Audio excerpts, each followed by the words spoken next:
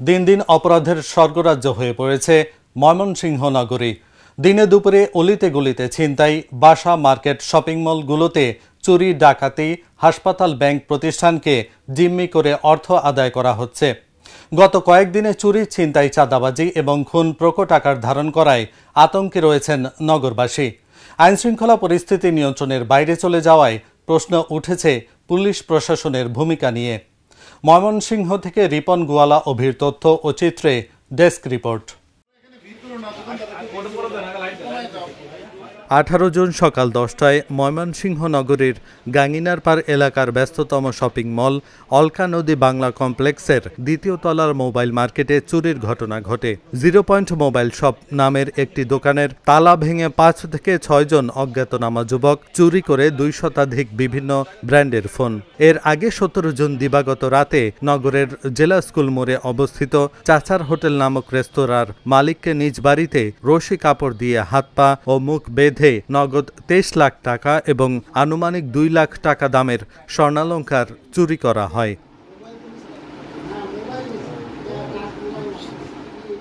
এ ঘটনায় তীব্র নিন্দা ও ক্ষোভ প্রকাশ করেছেন ভুক্তভোগীরা। মাত্র দরজাটা খুলছি, চাবি দিয়ে খুললা দরজাটাও খোলা আছে, সামনে আমার পিছন দিক দিয়ে দৌড়ে ফেলাইছে। দৌড়াই পরে আর একটা আসছিল তো 2 জন আর কি, পরে ওই যে মুখ বাঁধছে, চোখ বাঁধছে, হাত বাঁধছে, পরে পা বাঁধা পরে ওই জয় করে নিয়ে ফালাই রাখছে। সকাল 10টার দিকে আমার দোকানে যার স্টাফ সকাল 10টা 11টার দিকে আসছে, আইসে আমাকে ফোন দিয়ে বলতেছে দোকান তালা আরেকটা চেঞ্জ করা, তালা অন্য তালা লাগানো। পরে আমার দোকানের ভিতরে ফুটেজ আছে, ক্যামেরা আছে, ফুটেজ ক্যামেরা টান দিয়ে দেখলাম যে এখান থেকে 5 জন লোক আসছে, এটা সকালবেলা মার্কেট ঢুকছে। সবাই মার্কেট খোলার পরে লোক এসে আমার দোকানে সব ফোন প্রায় আপনার 8 থেকে 10 লাখ টাকা ক্যাশ সব ফোন নিয়ে গেছে। তাই এখানে প্রায় 250 পিসের মতো মোবাইল ছিল। চুরি ছাড়াও ব্যাপক হারে বাড়ছে ছিনতাই ও চাঁদাবাজির ঘটনা। 14 জুন নগরের বাগমারা এলাকার শাপলা নার্সিং হোম অ্যান্ড ডায়াগনস্টিক সেন্টারে চাঁদার দাবিতে হামলা করা হয়। 16 জুন মিন্টু কলেজ এলাকায় রিকশা যাত্রীকে পথরোধ করে করা হয় ছিনতাই। গত 17 জুন দিনে দুপুরে নগরীতে ব্যাংক কর্মকর্তা মনিরুল হকের কাছ থেকে ছিনতাইকারীরা লক্ষাধিক টাকা ছিনিয়ে নিয়ে যায়। যারা আসছিল এরা প্রকৃত এই এলাকার চাঁদাবাজ সন্ত্রাস। এদের বিরুদ্ধে কম করে হলেও 20-30টা মামলা আছে। আনুমানিক 4-5 মিনিট আমার সাথে এরকম হাতাহাতি হয়। হাতাহাতি হওয়ার পরে চাঁদা না পায় তারা তখন মানুষজন জমে যেতেছে, তখন তারা বেরিয়ে গেছে। এরা আসলে কাউকে ভয় পায় না। ওরা ওই জেল তার মামার বাড়ি, আইন শৃঙ্খলা পরিস্থিতি যদি ভালোই থাকতো তাহলে তো তারা এত কিছু করতে পারতো না।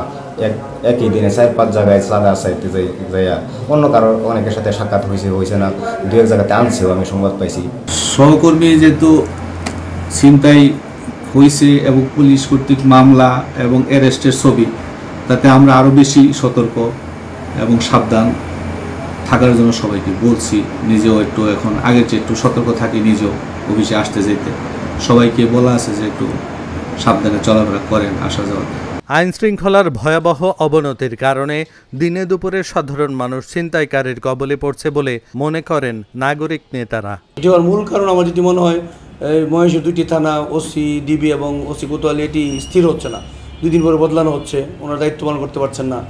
পুলিশের যে আসলে রাস্তায় যে টহলটি সেটা অনেক কমে গেছে। আর কিছুদিন আগেও দেখা যেত যে আপনি রাস্তায় রাস্তায় পুলিশ চেকপোস্ট থাকতো, দেখুন আর্মি আছে মাঠে, র্যাব আছে, পুলিশ, কিন্তু কোথাও চেকপোস্ট পাওয়া যায় না।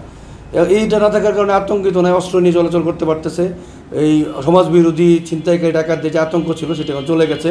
আইন শৃঙ্খলা বাহিনী রাস্তায় কম উপস্থিতির কারণে বা এরা নিষ্ক্রিয় থাকার কারণে মনে হচ্ছে যারা এখন নির্ভয়ে কাজটি করতে পারছে। কয়েকদিনের ঘটনার উদ্বেগ জানিয়ে সকলের সম্মিলিত প্রচেষ্টায় ঘুরে দাঁড়ানোর কথা জানিয়েছে পুলিশ।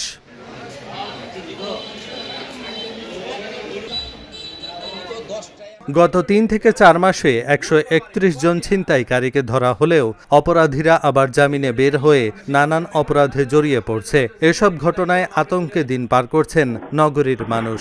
পুলিশের তৎপরতা বাড়িয়ে নগরীতে শৃঙ্খলা আনার দাবি নগরবাসীর। Dhaka journal, news desk.